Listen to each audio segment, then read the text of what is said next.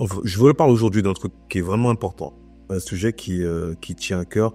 On voit qu'aujourd'hui, seulement 9% des Français investissent dans les crypto-monnaies. Imaginez-vous la communauté musulmane. Si seulement 9% des Français le font, alors j'imagine même pas où nous en sommes. C'est une catastrophe. Quand on voit que des pays comme la Slovénie sont à 15%, et tout ça, on peut le voir à travers une enquête Ipsos pour la BCE.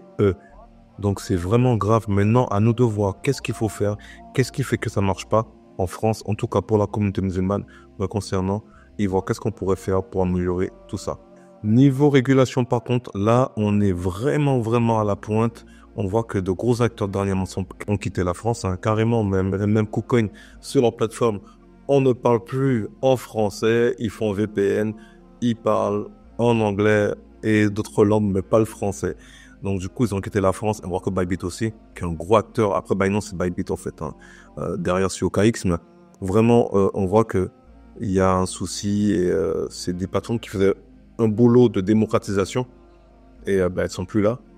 Et maintenant, du coup, on se retrouve avec peut-être que les acteurs encore du genre Binance qui sont un peu particuliers aussi parce que je vous rappelle la grosse histoire qui s'était passée avec les fonds gelés des Palestiniens et ça fait qu'en oui, donc Binance, pas top. Crypto.com, un peu mieux, intuitif, efficace. Même Binance, c'était quelque chose qui avait fait beaucoup de bruit et avait même pratiquement 2 milliards qui étaient partis dès le premier jour. Donc un effet de boycott qui avait fait très mal à la plateforme. Alors si on parle de l'AOMA, pourquoi il y a un tel retard? Alors sachez déjà que au niveau des savants, il n'y a pas de consensus là-dessus. D'accord. Même si au niveau des États, parce qu'aujourd'hui maintenant il y a beaucoup de régulations, beaucoup de règles liées aux crypto-monnaies dans les États. En France par exemple, comprenez que l'AMF classe le Bitcoin comme un cryptoactif, pas comme une monnaie. D'accord. C'est pour ça que beaucoup disent cryptoactif, pas crypto-monnaie. Et ça a même un malentendu qui fait que beaucoup de savants pendant un moment ont mis le Bitcoin et les autres dans le même sac. C'est ça, une réalité. Et c'est vrai que on voit qu'il y a pas eu au départ une étude vraiment des blockchains. On met pas les savants en doute, hein, c'est leur boulot, mais c'est une technologie, c'est nouveau, d'accord. Et pour la plupart, je rappelle des savants, ils se prononcent pas. Pour eux, il faut étudier encore la chose. Beaucoup sont recul de dire faut étudier encore la chose parce que comprendre la technologie blockchain qui est halal, donc c'est comme c'est un outil, hein, donc c'est aussi inoffensif qu'un couteau. On peut faire ce qu'on veut avec, hein, faire des plats ou faire des crimes. Donc la blockchain en elle-même, il n'y a pas de souci là-dessus. Et il faut comprendre aussi que le Bitcoin, ce n'est pas Avax, ce n'est pas Ethereum, ce n'est pas BNB. Chaque technologie a sa spécificité. Et malheureusement, si on met tout dans le même sac, forcément un problème. Donc, le Bitcoin serait le cryptoactif qui se rapprochait plus d'une monnaie, d'une réserve de valeur. Et on va voir justement en islam, qu'est-ce qu'il dit là-dessus. Parce que beaucoup de gens vont critiquer le Bitcoin, vont dire que c'est intangible ou ceci ou cela. Alors que les gens ne savent même pas qu'est-ce qu'une monnaie fiat et qu'est-ce qu'une monnaie scripturale. Et ce que j'aime pas, c'est qu'il n'y a pas cette analogie. D'accord? Tous les jours, tu vas utiliser une carte bleue. Qu'est-ce que l'argent qui est sur une carte bleue? C'est une ligne de code. C'est immatériel. Il n'y a pas de travail qui est fait comme le Bitcoin, un travail de minage, la preuve de travail, d'accord, un effort qui est fait et une propriété. Donc ça, c'est des trucs spécifiques à la blockchain. D'accord, le fait qu'on puisse tracer, qu'on puisse voir en transparence la cryptographie, qu'on puisse pas peut-être, comme un billet de banque par exemple, faire du faux. C'est pas possible avec le Bitcoin par exemple. Et ça, ben, c'est en mettant le nez dedans qu'on peut le savoir. Si on le fait pas, ben forcément, on comprend pas. Donc il y a une chose qui est importante en islam, c'est le fait que ce soit accepté par les gens. Et on voit qu'aujourd'hui, il y a des pays qui ont accepté le Bitcoin comme monnaie légale, tout simplement. Et quand on voit qu'aujourd'hui, il y a 500 000 transactions par jour et qu'aujourd'hui, que le Bitcoin est limité, d'accord, est rare et précieux, et est limité à 21 millions, pas plus. C'est bien mieux que la planche à billets, nous sommes d'accord. Et quand on voit au niveau transaction que Bitcoin dépasse Visa et Mastercard, et oui, je vous l'apprends, Visa et Mastercard, à eux deux, Bitcoin fait plus de transactions. Et oui, c'est pour que vous preniez en compte que voilà, il y a vraiment quelque chose d'énorme, même si on s'en rend pas compte. Et ça, ben, tout est fait pour vous le cacher, justement. Et ça, c'est vérifiable. Alors, quelles sont les fonctions d'une monnaie en islam? Donc, déjà, que ce soit un moyen d'échange. Est-ce qu'aujourd'hui, les cryptos sont considérés comme un moyen d'échange pour acheter des biens? Tout à fait. Aujourd'hui, vous allez par exemple à Dubaï, on peut acheter de la crypto, tout acheter de la crypto, tout. De la maison, la voiture, à manger, tout est possible. Et pas que dans plusieurs pays, même ici en France. Même s'il y a très peu de boutiques, on a vu dernièrement que beaucoup de magasins ont commencé à accepter les cryptos comme des Carrefour, des magasins de mode, etc. Et même Fitness Park, c'est pour vous dire. Donc beaucoup commencent à se réveiller. Et quand bien même si on n'a pas eu magasin, aujourd'hui avec une carte crypto, vous pouvez payer tout ce que vous voulez. D'accord, on peut aller à la boulangerie, on peut payer, on peut aller je sais pas où, on peut payer avec sa carte crypto sans problème. D'accord, même son billet d'avion si on veut, on peut payer en crypto. Donc, je ne sais pas si tout le monde le sait, mais aujourd'hui c'est démocratisé, mais vraiment à mort. Deuxième chose très importante, il faut que ce soit une unité de compte. C'est-à-dire qu'on peut payer quelque chose avec. On peut mesurer la valeur de quelque chose avec. Par exemple, vous savez qu'avec un Bitcoin, c'est suffisant pour payer une voiture. Un Bitcoin qui est au-dessus des 100 000 $, on peut acheter beaucoup de voitures. D'accord? Même peut-être 2-3 voitures, ça dépend du modèle. Mais 3 belles voitures, c'est possible. Donc, même des chaussettes si vous voulez à la rigueur, mais aujourd'hui, on peut mesurer. Et c'est marrant parce que je voyais tout à l'heure une pub, mais c'est notre monnaie, enfin, cryptoactif, en l'occurrence Solana. Quelqu'un, dans les Émirats, a acheté une Lamborghini Aventador avec du Solana. Le vendeur, aucun problème, je prends. Voilà. Donc, vous voyez que pas mal de pays là-dessus sont en avance. Et on voit que des pays se préparent, comme l'Arabie Saoudite aussi, pour 2030. Ils ont de beaux projets, donc qui vont venir hyper fort. Et troisième point, très important, il faut que ce soit une réserve de valeur. Donc, comme de l'or, par exemple. Donc, le Bitcoin, par sa rareté et donc son offre qui diminue à chaque fois, tous les 4 ans, les récompenses des mineurs est diminuée de moitié. C'est ce qu'on appelle le halving. Et c'est limité, le Bitcoin, comme vous le savez, à 21 millions. Et qu'est-ce qui se passe? De plus en plus de demandes, mais l'offre qui diminue. C'est pour ça que depuis son début, le Bitcoin, son prix n'a cessé d'augmenter. Et c'est pour ça que beaucoup le voient. Le Bitcoin unique, un seul Bitcoin à 1 million de $, voire plus. Parce que forcément, il y a un mécanisme qui fait que maintenant, aujourd'hui, les institutions qui sont rentrées dans le game, ça devient très compliqué. Et là, en fait, la demande, elle est trop écrasante. Donc, le prix, aujourd'hui, on voit que le Bitcoin a fait un pic à 108 000 $. Et ce n'est qu'un début. Parce que nous sommes vraiment au début du marché haussier. Donc, imaginez sur ce cycle-là, où est-ce qu'on ira. Maintenant, il faut comprendre qu'aujourd'hui, la preuve est que beaucoup d'États aujourd'hui, y compris Donald Trump le dit clairement, on veut faire du Bitcoin une réserve stratégique. Vous vous rendez compte? Et à partir du moment que les États-Unis ont dit ça, énormément de pays le font. Et si on prend, on va pas comparer à l'or, mais mettre ça, on appelle le Bitcoin l'or digital, et avoir de Bitcoin, ben c'est très performant. On l'a vu, c'est plus à démontrer, je ne vais pas montrer des tableaux. Vous le savez, le Bitcoin, c'est hyper performant depuis de nombreuses années. Et avoir du Bitcoin dans son portefeuille, c'est limite, c'est encore mieux que la bourse, quoi. C'est mieux que la bourse, carrément. Et avoir du Bitcoin dans son portefeuille, c'est quelque chose qui a montré son efficacité. Donc, afin déjà de vous préserver contre l'inflation, quand on voit aujourd'hui que beaucoup de personnes ont de l'argent qui dort sous le matelas, ils ne se rendent pas compte que ne pas investir, c'est aussi investir. Parce que l'inflation, cette décision fait que l'inflation vous mange votre argent. Donc, je ne sais pas, un moment pendant le Covid, on avait limite 10%.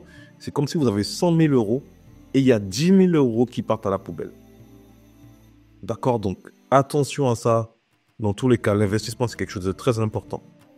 Donc voilà les 3 attributs pour la monnaie en islam.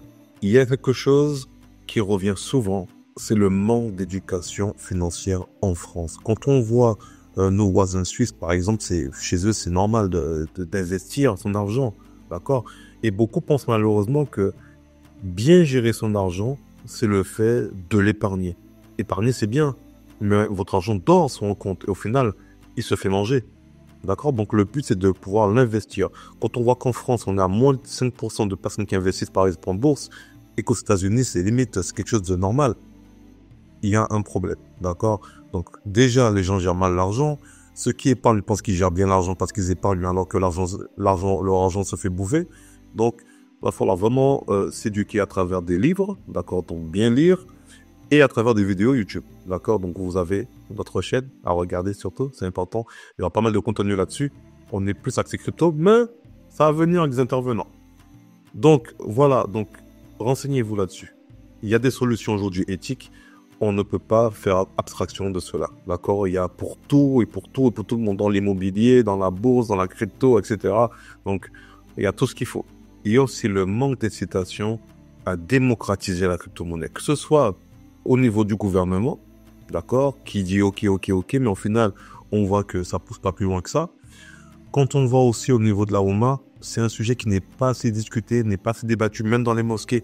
On voit que on parle pas beaucoup fiqh Muamalat, alors que ça devrait être quelque chose qui devrait être enseigné. Mais ce n'est pas suffisant. La Oumma ne gère pas bien son argent. On n'est que des consommateurs. Nous ne sommes pas investisseurs. On peut pas aller loin. Quand on voit que des mosquées aujourd'hui ont des millions sur le compte et que ça tourne pas, c'est bouffé par la zakat et par l'inflation, c'est du grand n'importe quoi. Les mosquées pourraient aujourd'hui être autosuffisantes, d'accord? Rien qu'avec des placements intelligents à 10%, tu as 1 million, tu te fais 100 000 à l'année. Ça paye bien des charges, nous sommes bien d'accord. Donc là-dessus, va falloir aussi faire de l'information. Et si ça vient pas des autres, on le fait nous-mêmes, d'accord? Il faut parler d'investissement dans la Oumma. C'est un truc, l'argent, on aurait dit que c'est tabou, c'est incroyable, alors que ça ne devrait pas l'être. On ne parle pas de ça. Et les imams qui en parlent, on les prend pour des rigolos, alors qu'ils ont totalement raison. Qui parlent d'entrepreneuriat, qui parlent d'émancipation, on ne le respecte pas. C'est grave quand même. Il faut au bout d'un moment se réveiller. D'ailleurs, c'est le côté ultra cash. Et c'est bien, le cash, c'est une confidentialité, c'est bien, c'est parfait. Je fais une transaction avec Fulan, il n'y a pas de problème, personne ne sait. Qu'est-ce qu'on a fait, ce qu'on a dealé. Et du coup, euh, c'est bien, mais d'un côté, attention, qu'on entend parler des monnaies numériques, attention à toutes les personnes qui font du black, etc. Ce sera bientôt fini. On parle d'euros numériques depuis très longtemps. 2025, déjà là, ça va être testé. C'était 2027 application, et on parle même maintenant de 2026. Donc, ils vont accélérer le processus. Et ça veut dire quoi? Être fliqué, savoir tout ce que vous faites avec votre argent. Disparition du cash, on le voit à travers des frais qu'il y a toujours plus. Des DAB, on retire de plus en plus de distributeurs. Il y en a beaucoup moins. C'est une réalité, vous le voyez. Et on complique la tâche. Et petit à petit, le plan est fait, vous payez sans contact, etc. Donc maintenant, c'est devenu quelque chose de tout à fait banal. Et encore plus avec le Covid. D'accord?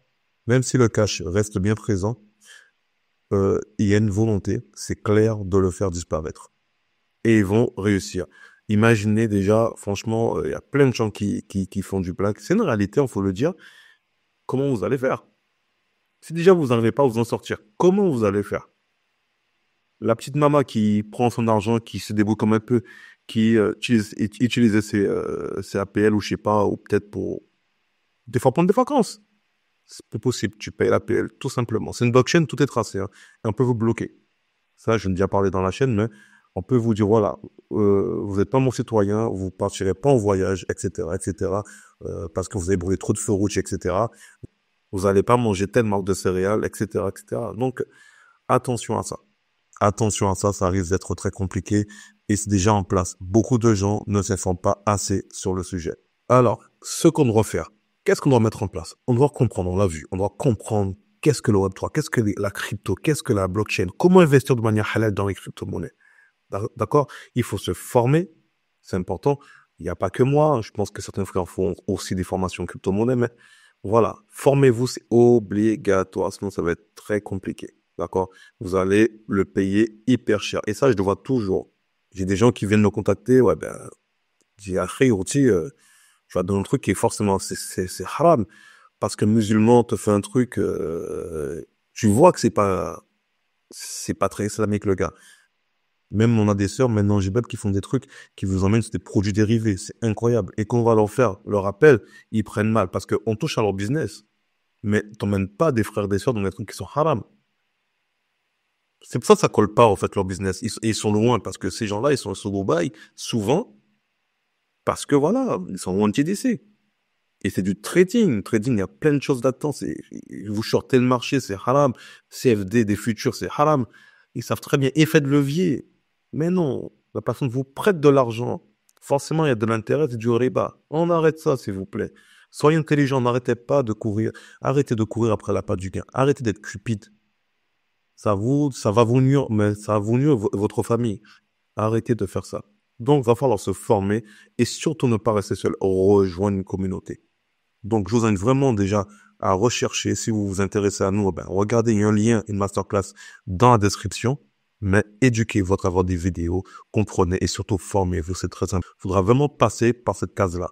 On est tous passés par là. On n'a pas écouté et du coup, on s'est bien rétamé. Donc, vous verrez. Dans tous les cas, vous allez le voir. Et demandez aux anciens de la crypto, ils se sont formés. Et sinon, on paye cher. On perd du temps et on paye cher. Et en crypto, c'est cyclique. Il n'y a pas trop de temps à perdre. Faut profiter de tout ça. Du temps qu'on a pour faire un maximum de gains. Donc, prenez soin de vous et de vos proches. Merci d'avoir suivi la vidéo. Assalamu alaikum.